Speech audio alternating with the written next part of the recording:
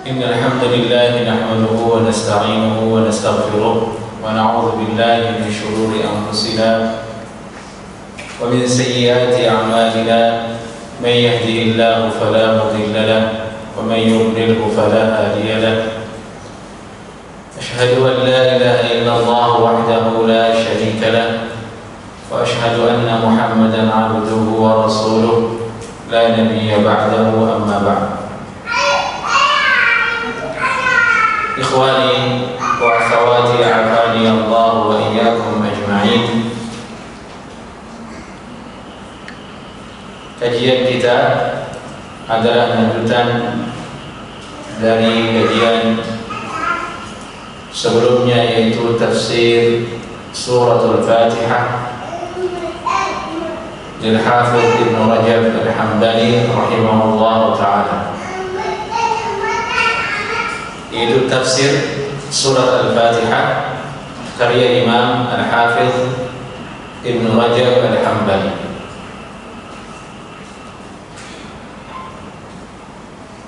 Terakhir kita membahas firman Allah Subhanahu wa ta'ala Maliki Yaumiddin, dan itu telah selesai kami bahas pada majelis-majelis sebelumnya ketika kajiannya masih diselenggarakan di kelas yang sebelah kanan. Sekarang kita lanjut ke firman Allah Subhanahu wa ta'ala. A'udzu billahi minasy syaithanir rajim. Iyyaka na'budu wa iyyaka nasta'in.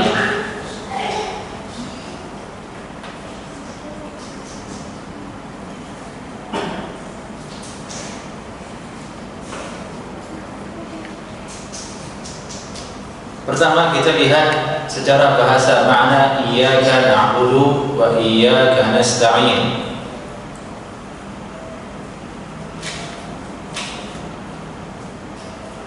Yaitu secara ilmu nahwu, secara tata bahasa Arab, yang perlu diketahui di sini adalah kalimat iyyaka.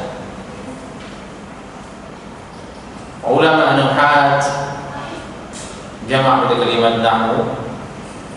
Jadi ulama kalau mengatakan ulama nahwu, mereka mengatakan ulama nuhat. Kalau ulama fikih mereka mengatakan fuqaha. Ulama nahwu mengatakan iyyaka, iya ini dhamir. Kafnya itu adalah huruf mukhatabah saja. Iya itu dhamir. Dhamir itu maksudnya kata ganti. Kalau dalam bahasa kita dia atau ia atau engkau, dirimu, diriku, itu semua kata ganti. Adapun kafnya kata ulama dia hanya sekedar kaf lil mukhatabah. Jadi ada dua kalimat. Pertama iya, yang kedua kaf yang menempel ke kalimat iya menjadi iyyaka. Dari itu kaf itu bisa dihilangkan, diganti sesuai dengan kebutuhan. Kalau maksudnya diriku menjadi iya ya, kafnya diganti dengan iya. Kalau diri kami iyana. Kalau untuk perempuan iyaki. Dari itu kita mengatakan jazakumullahu khairan, dia mengatakan wa iyyaka kalau laki-laki, kalau perempuan wa iyyaki. Jadi itu dhamir namanya, kata ganti, wa iyyaki atau wa iyyaka. Ini pendapat ulama nahwu yang paling populer dan dipilih oleh semua ulama. Dari itu Al-Hafidz Ibnu Rajab mengatakan anna ad-dhamir huwa iyyaka wal kaf harfun li mujarradil khitab. Iya dalam kalimat iya itu dhamir kita ganti, wal kafnya, huruf kafnya itu harfun min mujarradil khitab, hanya huruf kaf biasa untuk menandakan orang yang diajak bicara. Hadza qaulul Akhfash, dan ini pendapat ulama nahwu bernama Imam Al-Akhfash. Siapa namanya? Al-Akhfash. Jadi ilmu nahwu juga ada imam-imamnya. Ada Imam Sibawayh, ada Imam Al-Akhfash, ada Imam Al-Kisai, banyak, ada Ibnu Hisham. Mereka lah ulama-ulama ternama dalam ilmu bahasa Arab atau ilmu nahwu. Wa rajjahahu aktsarun nuhatil mutaakhirin, dan inilah yang dirajihkan oleh kebanyakan ulama nahwu yang mutaakhirin, yaitu iya itu dhamir, kafnya hanya satu huruf dan mukhatabah, bisa diganti menjadi iyana, sebenarnya di iyaya sesuai dengan kebutuhan. Dan di sini kebutuhannya adalah lil mukhatabah, yakni kita berkomunikasi kepada Allah Subhanahu wa ta'ala. Dan itu artinya iyyaka, dirimu ya Allah. Itu maksud iyyaka.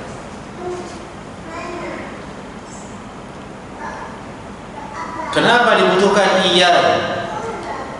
Kenapa tidak cukup dengan kaf saja?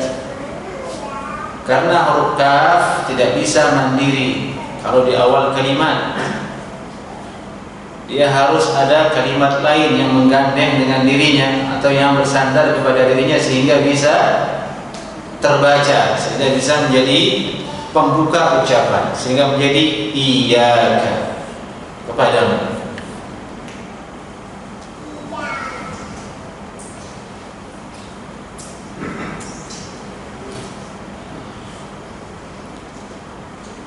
Na'budu, iyyaka na'budu. Na'budu artinya kami menyembah, kami menyembah. Berarti artinya iyyaka na'budu, kepadamu ya Allah kami menyembah, kami beribadah.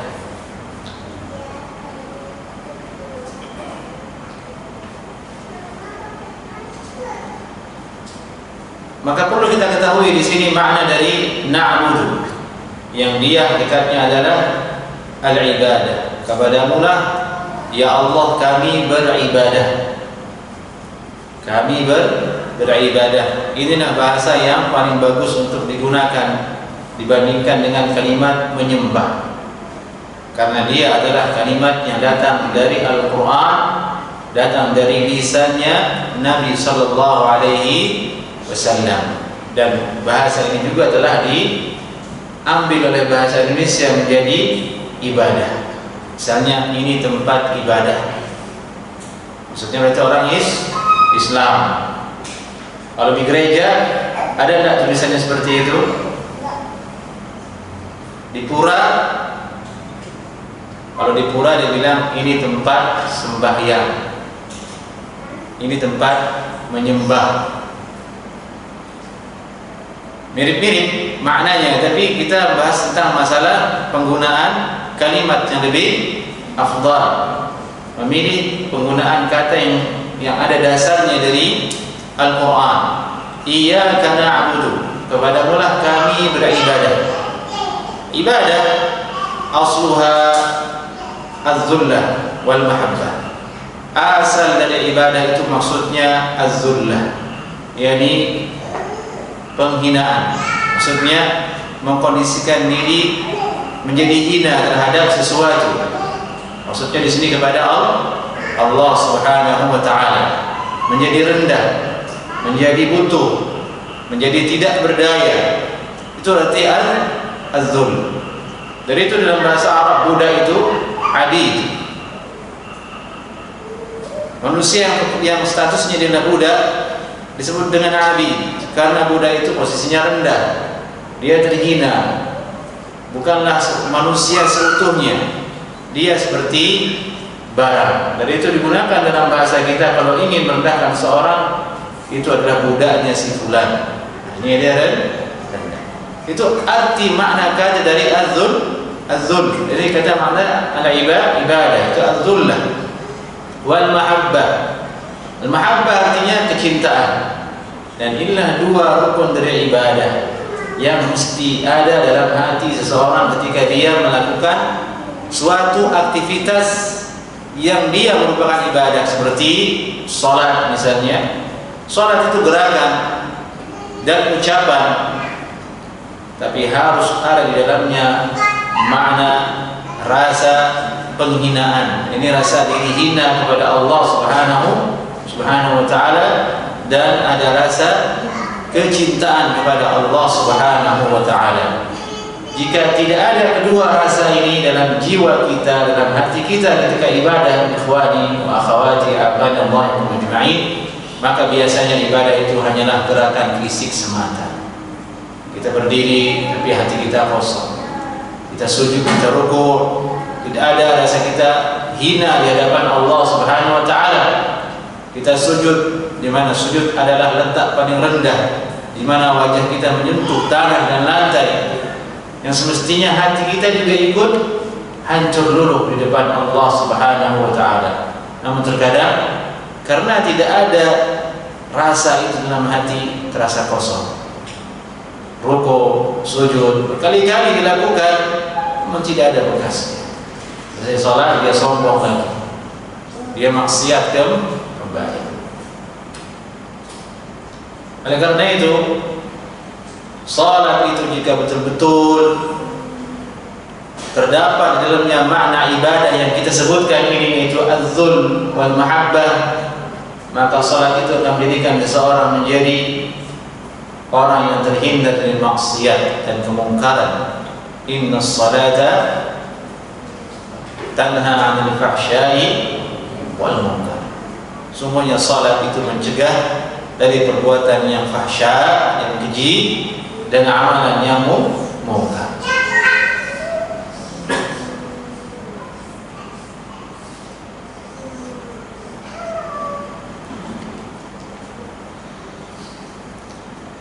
Al-Hafidh Ibn Rajab rahimahullah ta'ala mengatakan, "Fal-hubbu aslu at-ta'abbud wal-dhullu wal-khudu' lazimun lahu." Kecintaan itu adalah muara atau asal dari ibadah. Rasa cinta, rasa suka, rasa senang itu adalah asal muasal dari ibadah. Suatu aktivitas gerakan badan kita, sholat atau puasa, yang dia adalah amalan zahir, itu bergantung dengan makna mahabbah tadi.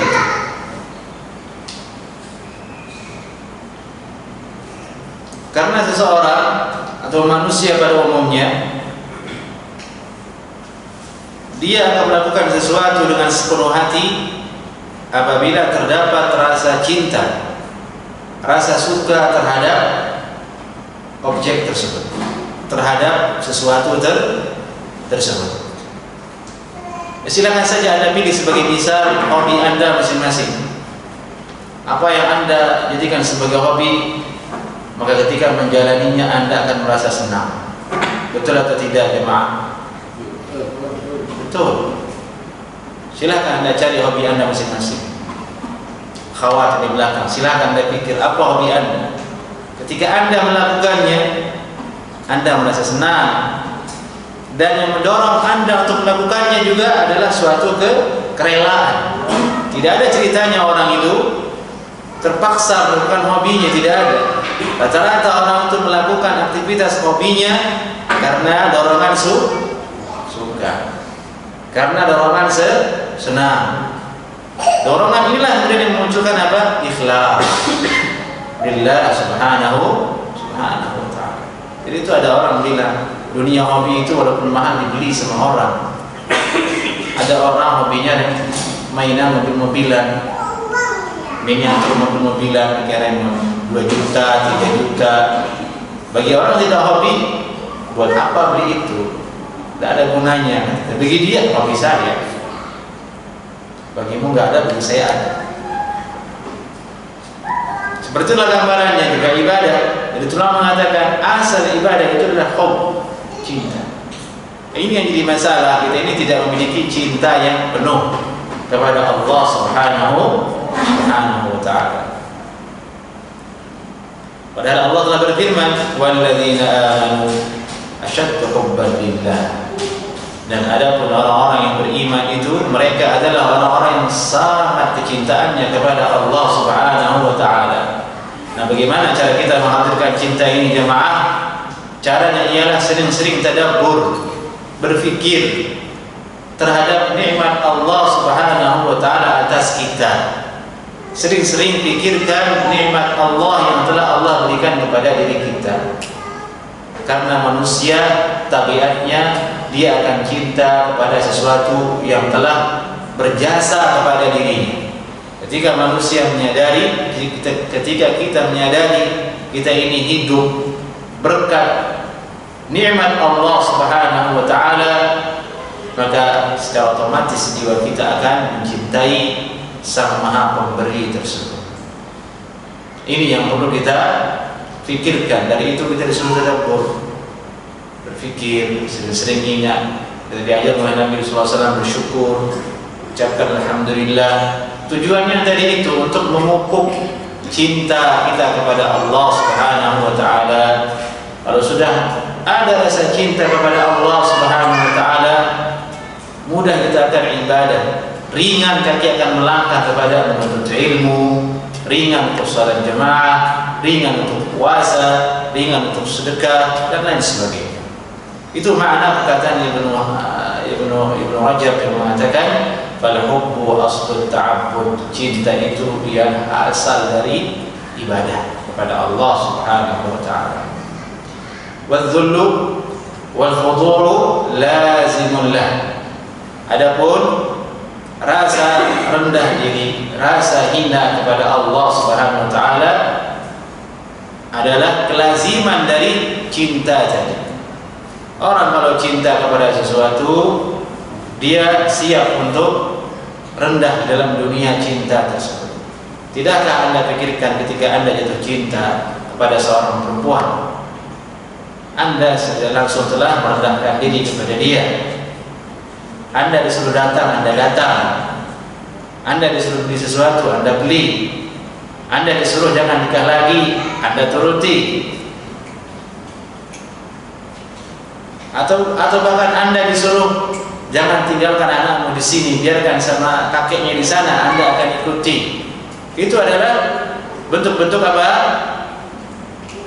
Az-zul, khudu', taat, patuh. Kenapa itu terjadi? Al-hub, cinta. Lihat anak Anda yang Anda sayangi, Anda cintai. Apapun yang diminta Anda berikan. Anda mati tulang untuk mencari uang demi dia bisa hidup layak. Jadi bisa sekolah dengan baik, jadi bisa punya mainan yang bagus, jadi dia punya pakaian yang layak. Semua itu apa? Cinta, hub.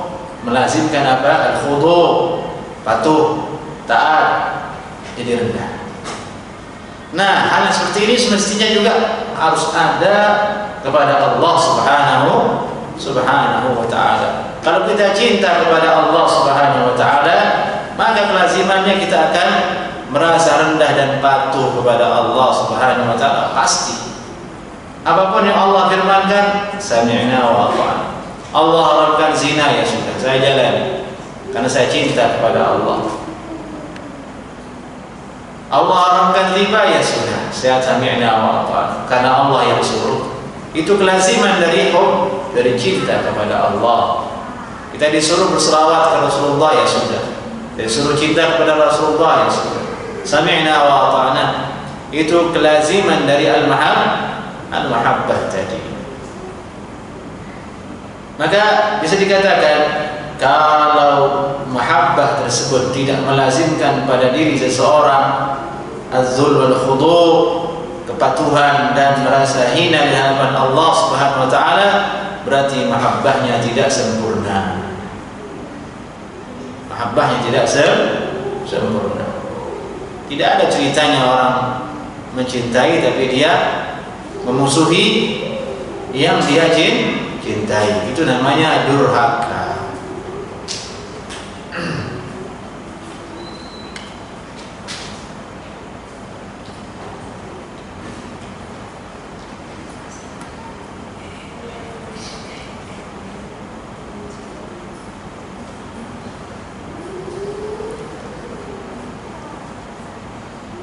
Baik, kita kembali ke makna ibadah tadi. Tadi kita katakan ibadah itu asalnya al-hub dan kelazimannya ialah al-khudu'.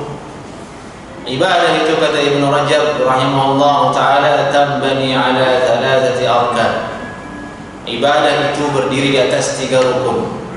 Pertama, khauf, rasa takut kepada Allah Subhanahu wa taala. Kedua, raja, yaitu berharap penuh kepada Allah Subhanahu wa taala bahwa Allah akan mengampuni dia, Allah akan mengabulkan doanya, Allah akan menyelamatkan dirinya. Wa mahabbatuhu, dan kecintaan kepada Allah Subhanahu wa taala. Wala budda lil 'abdi min tahsil hadhihi ats-thalatha ala wajhiha wa kulluha mulazimatun lil mahabbah. Maka seorang hamba mesti harus mencapai 3 hal ini, yaitu khauf, raja, wal mahabbah ini, sesuai dengan bentuk-bentuk yang telah diatur oleh Allah Subhanahu wa taala. Karena semua 3 hal ini kelaziman dari al-mahabbah yang pertama tadi kita bahas. Fa inna man ahabba syai'an khafa fawatah. Sungguhnya siapa saja yang mencintai sesuatu pasti dia merasa takut kehilangan. Pasti akan merasa takut kehilangan. Kita pasti takut akan kehilangan surga Allah Subhanahu wa taala. Kita pasti takut kehilangan ridha Allah Subhanahu wa taala. Layaknya kita dengan sesuatu yang kita cintai dalam bentuk makhluk.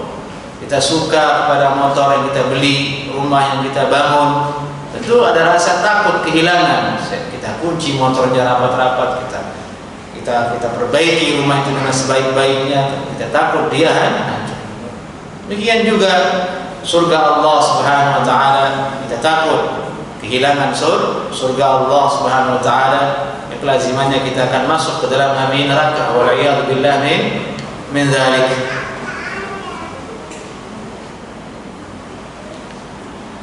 Waraja husulahu, barang siapa yang mencintai sesuatu maka pasti dia akan mengharapkan mendapatkan sesuatu tersebut, yaitu keridhaan Allah Subhanahu wa taala. Fasara'a fi tawassuli ila tahsilihi, dan dia akan segera berlomba-lomba untuk mencapai apa yang dia cintai.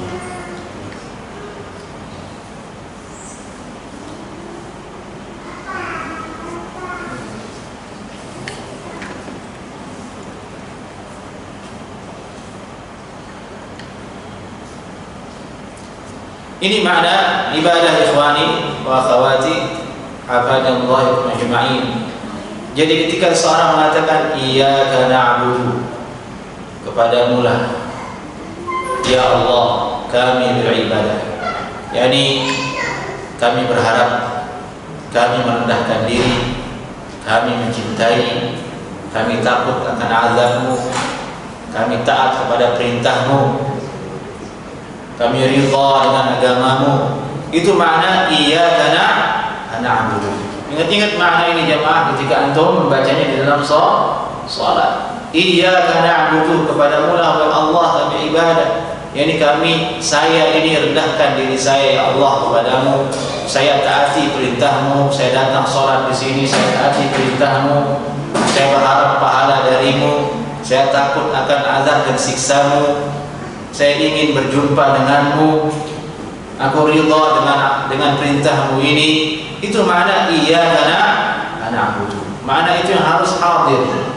Itulah makna kita mengetahui, maksud kita mengetahui tafsir dari kalimat tersebut agar kita bisa mengamalkannya. iyyaka na'budu wa iyyaka nasta'in.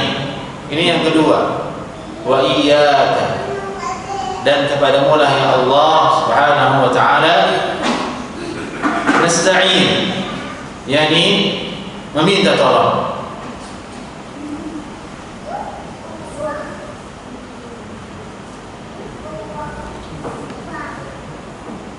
Tadi kita telah membahas makna iyyaka, kita tidak mengulanginya. Kita akan lihat makna nasta'in. Nasta'in itu fi'il mudhari'. Masdarnya atau kata lainnya atau isimnya mengatakan al-isti'anah. Jadi isti'anah.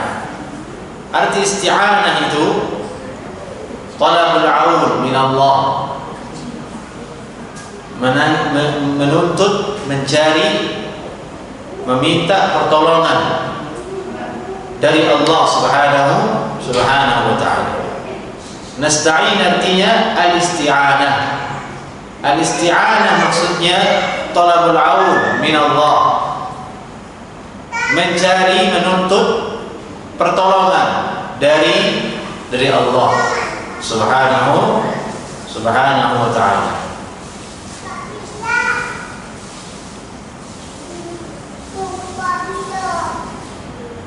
فإن العبد فقير إلى من يطلب منه حاجته ويعينه على تحصيل مطلوباته. Sungguhnya manusia hamba itu miskin, butuh kepada zat yang memberikan dia hajat dan kebutuhan, yaitu Allah Subhanahu wa ta'ala. Ini makna yang harus kita hadirkan ketika mengatakan nasta'in, yaitu kita menyadari keadaan diri kita sebagai seorang hamba yang penuh dengan kelemahan, penuh dengan kekurangan. Kita menghadirkan rasa kita ini orang yang sesat.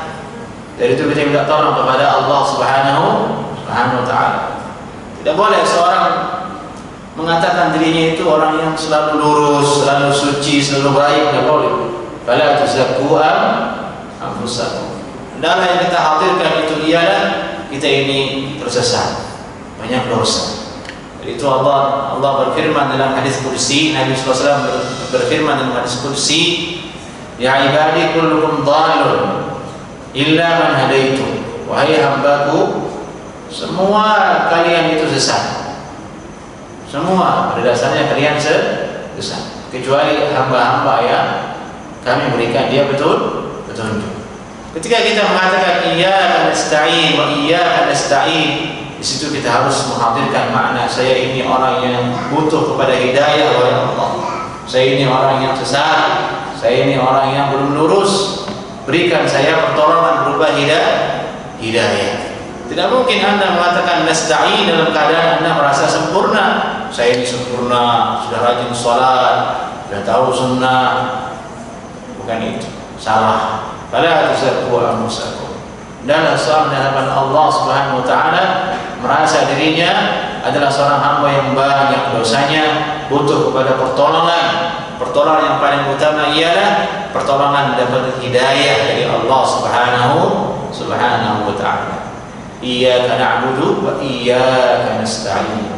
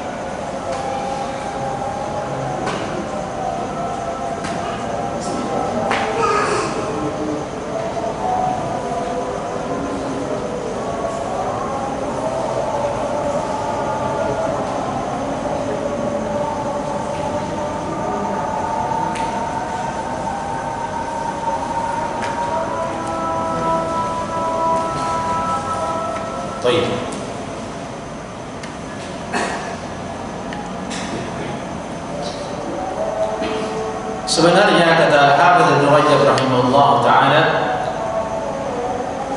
al-isti'anah itu kalimat nasta'in dalam ayat tadi, wa iyyaka nasta'in. Al-isti'anah tersebut bagian dari ibadah, bagian dari ibadah. Kalau dia bagian dari ibadah, lalu kenapa disebut kembali oleh Allah Subhanahu wa taala sehingga ayatnya berbunyi iyyaka na'budu wa iyyaka nasta'in?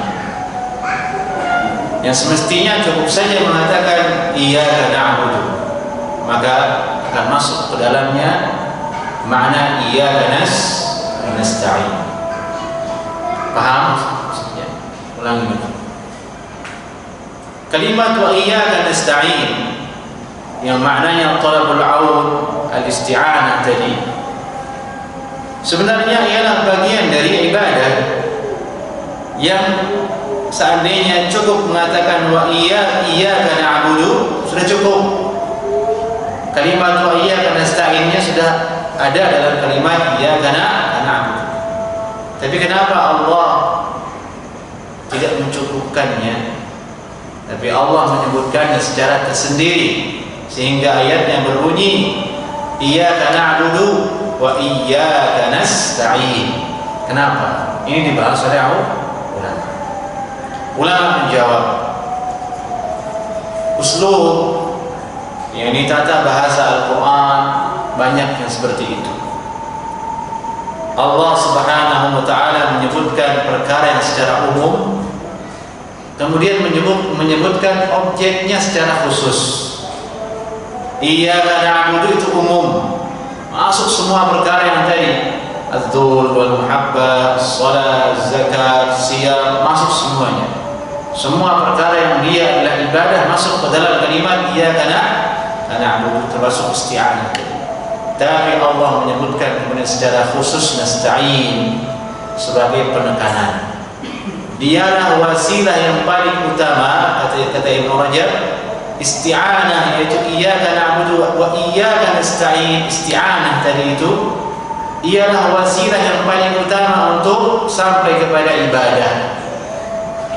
Ada banyak wasilah untuk sampai kepada ibadah, tapi wasilah yang paling utama itu ialah isti'anah, minta tolong kepada Allah Subhanahu wa taala. Karena dalam minta tolong itu terdapat makna hakikat dari ibadah, yaitu seseorang itu merasa butuh. Kalau yang lain kan tidak ada makna itu. Salat, zakat, puasa secara khusus tidak ada makna butuh di situ. Satu-satunya ibadah yang terdapat di dalamnya makna butuh, yakni seorang butuh, yaitu isti'anah. Dan ini adalah isyarat, kata Ibnu Rajab, kepada amalul qalbi, amalan hati. Wasilah yang paling utama itu ialah amalan hati, dan amalan hati yang paling utama itu ialah meminta tolong kepada Allah Subhanahu wa taala. Kapan saja manusia, seseorang itu merasa dirinya betul-betul butuh sehingga terucap dengan lisannya minta tolong kepada Allah, menunjukkan dirinya itu faqir, butuh kepada Allah Subhanahu wa taala. Itulah hakikat ibadah, hakikat kehambaan, menghambakan diri kepada Allah Subhanahu wa taala. Coba kalau tidak butuh, tidak akan nampak kehambaannya. Ibaratnya, di luar bahasan kita sebagai perbandingan, orang kaya tidak butuh. Kalau tidak butuh, muncul kesombongan, muncul kesemena-menaan. Penguasa misalnya, dia kaya, dia berkuasa, ya sudah, apa yang muncul dari dirinya? Kezaliman, tidak tawadhu, sombong. Sama ketika dalam hati seseorang tidak ada rasa butuh kepada Allah Subhanahu wa taala, hatinya akan lalai, hatinya akan berpaling kepada selain Allah Subhanahu wa taala. Ujungnya dia akan sombong sebagaimana iblis. Dan orang yang sombong walaupun sedikit dzarrah di hatinya sombong tidak akan masuk surga. Sabda Nabi sallallahu alaihi wasallam, la yadkhulul jannah man kana fi qalbihi min al-kibr. Tidak akan masuk ke dalam surga orang-orang yang ada di hatinya kesombongan. Oh, jadi ternyata itu maksud dari kalimat ini disertakan dalam ayat ini. Iyyaka na'budu wa iyyaka nasta'in, agar seseorang memperhatikan wasilah yang paling utama untuk sampai kepada hakikat ubudiyah kepada Allah itu ialah minta tolong. Yang minta tolong itu maksudnya ialah kita merasa butuh. Kita hadirkan makna kita fakir, kita miskin, kita butuh kepada Allah. Allah berfirman dalam Al-Quran, antumul fuqara ila Allah. Kalian itu orang-orang yang fakir kepada Allah Subhanahu wa ta'ala. Terus kemudian kenapa diakhirkan oleh Allah? Kalau dia adalah wasilah wa iyyaka nasta'in, semestinya di awal saja iyyaka nasta'in wa iyyaka na'budu. Kata ulama diakhirkan dari Ibnu Rajab agar sesuai dengan ayat setelahnya. Apa ayat setelahnya? Apa bunyinya? Ihdinas siratal mustaqim. Langsung isinya minta tolong kepada Allah, minta supaya diberikan hidayah, supaya tersambung. Jadi Allah menyebutkan tujuannya lebih dahulu karena dia yang paling penting. Iyyaka na'budu, itu tujuan yang paling penting. Wasilahnya ialah isti'anah, minta tolong kepada Allah Subhanahu wa taala, dan ayat setelahnya bersambung dengannya. ihdinas siratal mustaqim. Betapa indahnya Al-Quran, betapa luar biasanya surat Al-Fatihah. Dan itulah tujuan kita hidup, hanya itu saja. Di awal bahasan tafsir ini, ayat iyyaka na'budu wa iyyaka nasta'in, Ibnu Rajab Al-Hambali mengatakan hadis bahwasanya ilmu yang diturunkan oleh Allah Subhanahu wa taala itu terkumpul pada Al-Qur'anul Karim. Yang dulunya Zabur, Taurat, Injil berkumpul pada Al-Qur'an. Dan makna hakikat dari Al-Qur'an itu ada pada surat Al-Fatihah. Dan inti dari Al-Fatihah itu ialah iyyaka na'budu wa iyyaka nasta'in. Itu ulama salaf dulu diceritakan oleh Hafidz Ibnu Rajab, mereka sering membaca ayat ini, iyyaka na'budu wa iyyaka nasta'in, iyyaka na'budu wa iyyaka nasta'in, karena mereka mengerti makna dan hakikatnya sebagaimana yang tadi kita jelaskan. Baik. Berarti al-isti'anah ini sangat penting jemaah. Dia amalul qalbi, amalan hati. Dia harus ada dalam hati kita. Dalam setiap gerak-gerik ibadah kita kepada Allah, rasa kita fakir kepada Allah harus ada. Tidak boleh hilang. Ketika Anda salat, ketika Anda bersedekah, ketika semuanya kita butuh kepada Allah Subhanahu wa taala.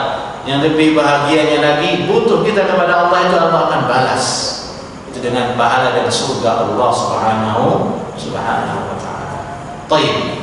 Ini dia tafsir satu ayat yang bisa kita bahas di kesempatan ini, iyyaka na'budu wa iyyaka nasta'in. Insyaallah taala firman Allah ihdinas siratal mustaqim sampai akhirnya kita bahas di pertemuan berikutnya bismillah taala. Baik, ada yang tanyakan barangkali sebelum iqamah?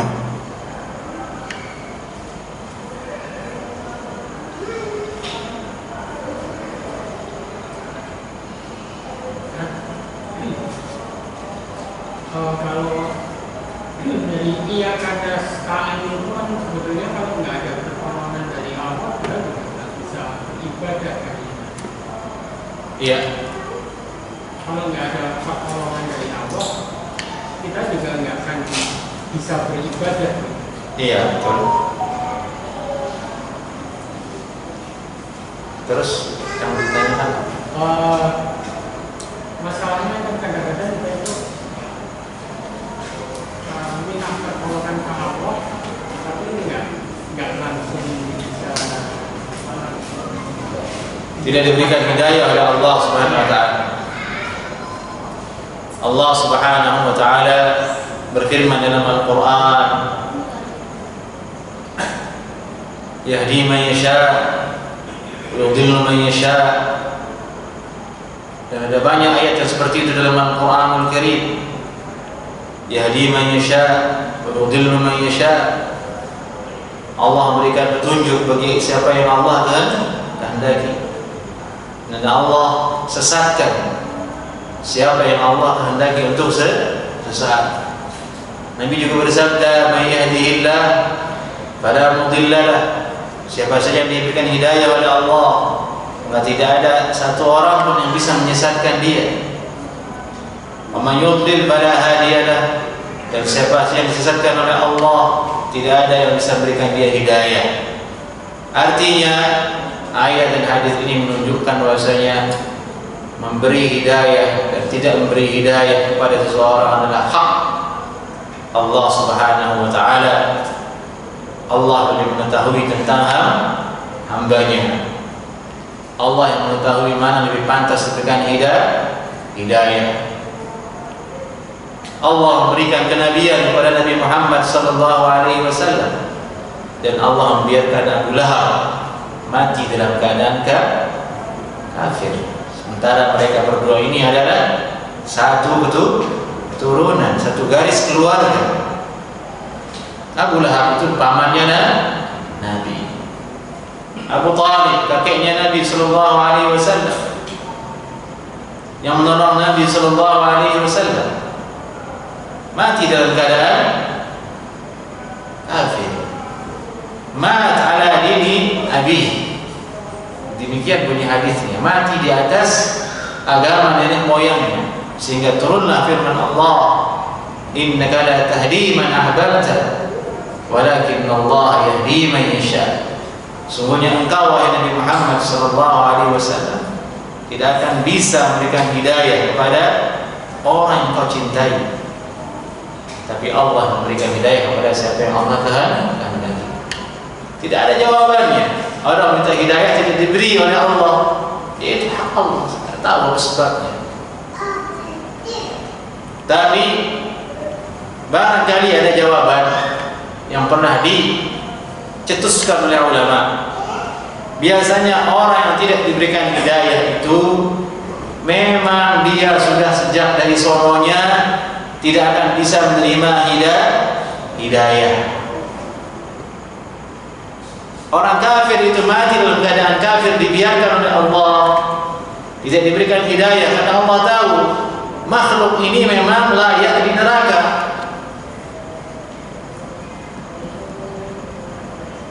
Jadi itu Allah berfirman dalam ayat yang lain, walau ruddu la'adu. Jika seandainya orang-orang kafir ini dibangkitkan kembali oleh Allah Subhanahu wa taala ke dunia, la'adu, dia akan kembali jatuh ke dalam kekafiran. Maka yang seperti itu apakah berhak dan layak untuk hidayah? Tidak. Hidayah itu mahal. Allah mengetahui mana hambanya yang layak untuk menjadi penghuni surga dan mana yang layak menjadi penghuni neraka. Jadi itu jemaah, bahasannya bahasan yang sangat mengerikan. Kita tidak tahu diri kita apakah di sisi Allah adalah hamba yang dicintai sehingga diberikan hidayah oleh Allah, atau sebaliknya kita adalah hamba yang telah diberikan label garis sebagai orang yang sesat. Kita hanya bisa menjalani sebab secara zahir. Jika ada panggilan Allah, kita datang beramal. Akhir hayat kita nanti kita tidak tahu. Tapi ada hikmahnya bahasan itu, agar kita tidak merasa suci, tidak merasa selalu pantas masuk surga, supaya kita sering-sering ingat kita ini terbuka jalan kita juga untuk bisa masuk neraka. Dengan begitu jadi kita menjadi semakin takut kepada Allah Subhanahu wa taala. Barangkali demikian bahasanya. Wallahu a'lam.